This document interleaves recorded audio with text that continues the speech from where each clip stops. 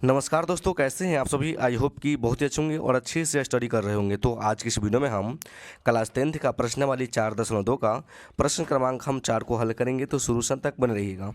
यहाँ पे क्वेश्चन बोला है कि दो क्रमागत धनात्मक पूर्णांक ज्ञात कीजिए जिनके वर्गों का योग 365 है।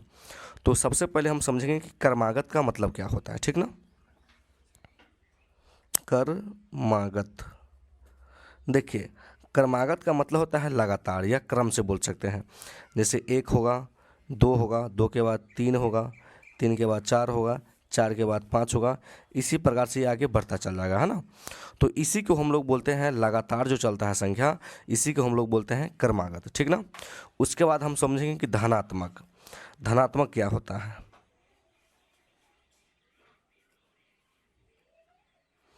देखिए धनात्मक क्या होता है, जो संख्या अगर प्लस में रहता है उसे हम लोग बोलते हैं धनात्मक संख्या। जितना भी आप अकेला संख्या ये देख रहे हैं, इस सभी के आगे क्या है बाबू, प्लस छुपा हुआ है ना। तो इसी को हम लोग बोलेंगे धनात्मक संख्या। तो ठीक, यहाँ तक भी समझ गए आप। उसके बाद हम लोग समझेंगे ऋणात्मक संख्या। ऋणात्मक संख्या क्या होता है, वह संख्या जो माइनस में हुआ। जैसे -1 होता है, -2 होता है, -3 होता है, -10 होता है ना।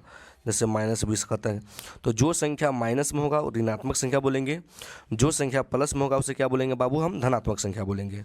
लेकिन ऐसे बोला कि यहाँ पे दो क्रमागत धनात्मक संख्या लेना है ना, धनात्मक पूर्णांक संख्या लेना है।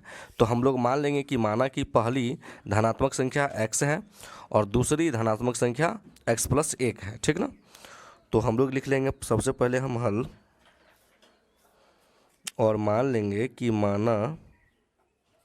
माना कि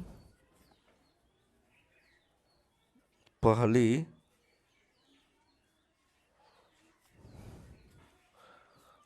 धनात्मक संख्या क्या है बाबू, हमने क्या मान लिया, x मान लिया। कोई दिक्कत यहाँ तक, कोई दिक्कत नहीं। लिखेंगे और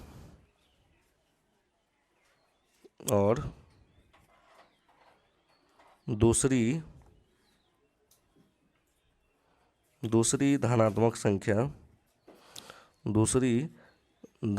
संख्या मान लेंगे कि x+1 है, ठीक ना। तो यहाँ पे जो सवाल बोला है कि दो क्रमागत धनात्मक पूर्णांक ज्ञात कीजिए जिनके वर्गों का योग 365 हो। माने कि पहली धनात्मक संख्या है और ये दूसरी धनात्मक संख्या है, इसको वर्ग करके हमको अगर हम जोड़ते हैं इसको तो 365 आता है, ठीक ना। तो यहाँ पर नीचे से लिखेंगे बाबू हम प्रश्नानुसार,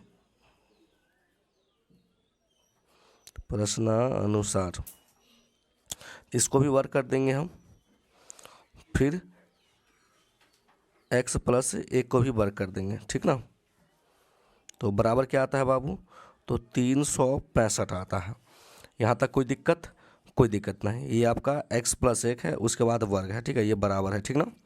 चलिए लिख लेंगे हम, या लिखेंगे x² प्लस है तो प्लस, अब ये a+b का होल स्क्वायर हो गया। तो a+b का होल स्क्वायर क्या होता है, ये थोड़ा सा हम समझ लेते हैं। तो a+b का होल स्क्वायर होता है a² प्लस के 2ab प्लस का b²। इस पर हम बैठा देंगे, ठीक ना। तो ये a का मान है, ये एक b का मान है ना। तो ये हो जाएगा a² प्लस के 2ab, फिर प्लस क्या होता है बाबू, तो b² है।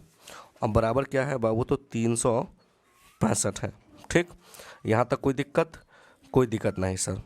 चलिए अब क्या करेंगे, x² दोनों जब जुड़ेगा तो ये हो जाएगा 2s², ठीक ना, प्लस अभी दूसरे को गुना करेंगे तो ये हो जाएगा बाबू 2x। फिर एक को जब दो बार गुना करेंगे तो एक रहेगा, ये प्लस में है तो बराबर किस साइड लाएंगे तो क्या आएगा बाबू, माइनस में आएगा ना। बराबर क्या है बाबू, 0, तो हमने लिख दिया 0, ठीक। फिर हम लिखेंगे, या लिखेंगे 2x² प्लस का 2x। अब देखिए ये है माइनस का 365, जिसमें से एक अगर चल जाता है तो ये हो जाएगा 364, और बराबर का क्या हो जाएगा बाबू, 0, तो हमने लिख दिया 0, ठीक। फिर लगा देंगे या, अब सभी में 2 से भाग जा रहा है तो 2 हम कॉमन ले लेंगे, ठीक ना। तो इसमें क्या बचेगा, सिर्फ x² बचेगा। इसमें से 2 बाहर निकल जाएगा तो क्या बचेगा, x बचेगा, माइनस है तो माइनस। फिर इसमें 2 से भाग लगाएंगे तो 18 दूना 36 और 2 दूना 4, 182 हो जाएगा। बराबर क्या है, 0, तो हमने लिख दिया 0। चलिए फिर लगाएंगे या, अब लिखेंगे एक्स स्क्वायर प्लस का एक्स माइनस का 182 बराबर का 0। अब ये गुना में है तो क्या आ जाएगा बाबू, सॉरी भाग में आ जाएगा, है ना, क्या आ जाएगा, गुना में है तो क्या आ गया, भाग में।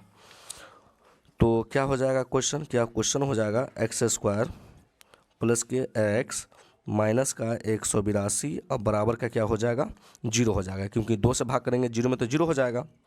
ठीक, अब इसका क्या करना है, गुणनखंड करना है। गुणनखंड का क्या नियम होता है, देखिए गुणनखंड का नियम होता है प्रथम पद गुने तीसरा पद, प्रथम पद गुने तीसरा पद। अब देखिए प्रथम पद का गुणांक क्या है, माने कि एक्स स्क्वायर का गुणांक कुछ नहीं तो 1 है, ठीक ना, 1 छुपा रहता है। तीसरा पद माइनस के 182 है तो आप 182 ले सकते हैं, ठीक ना। तो 1 से जब गुना करेंगे तो क्या आ जाएगा बाबू, 182 ही आ जाएगा। तो हमको 2 ऐसे संख्या चुनना है जिसको गुना करने पे 182 हो लेकिन घटाने पे प्लस का x हो। ठीक, तो हम लोग क्या करेंगे बाबू, 182 का अभाज्य गुणनखंड कर लेंगे।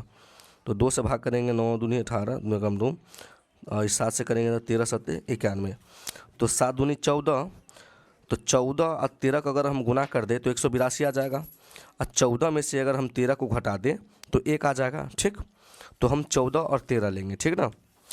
तो यहाँ पे या कर देंगे, लिखेंगे एक्स स्क्वायर, ये हो जाएगा 14x माइनस का 13x और माइनस का 182 है और बराबर क्या है बाबू, 0। तो हमने कर दिया 0, ठीक ना।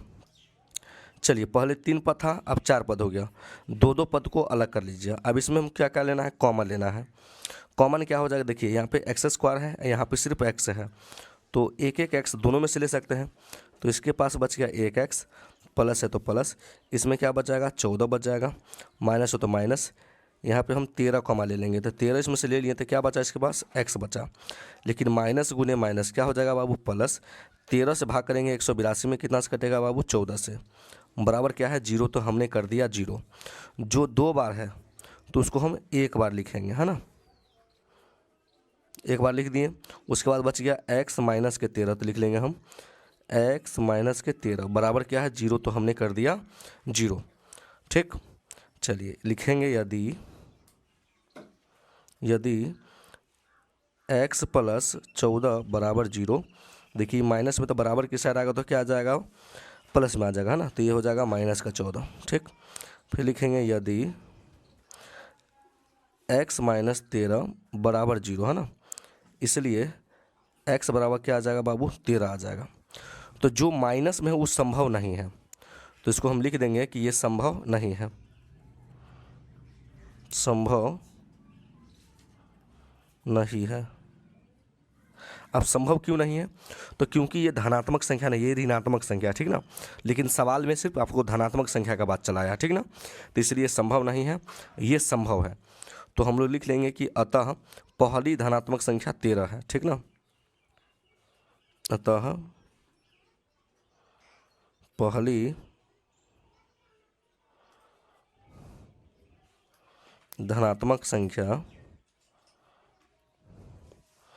क्या है, तो x माने थे तो x के बराबर क्या आ गया बाबू, 13 आ गया, ठीक ना। लिखेंगे दूसरी धनात्मक संख्या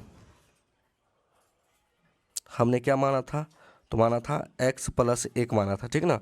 तो x का मान 13 है तो 13 लिख देंगे, इसमें 1 जोड़ देंगे, तो ये हो जाएगा बाबू 14। तो पहली संख्या 13 है और दूसरी संख्या 14 है, ठीक ना। तो आई होप कि ये क्वेश्चन बहुत ही अच्छी तरीके से आपको पसंद आ गया होगा। अगर मेरे चैनल पर नए हैं तो वीडियो को लाइक कर दीजिएगा और चैनल को जरूर सब्सक्राइब कर दीजिएगा। वीडियो देखने के लिए बहुत बहुत धन्यवाद।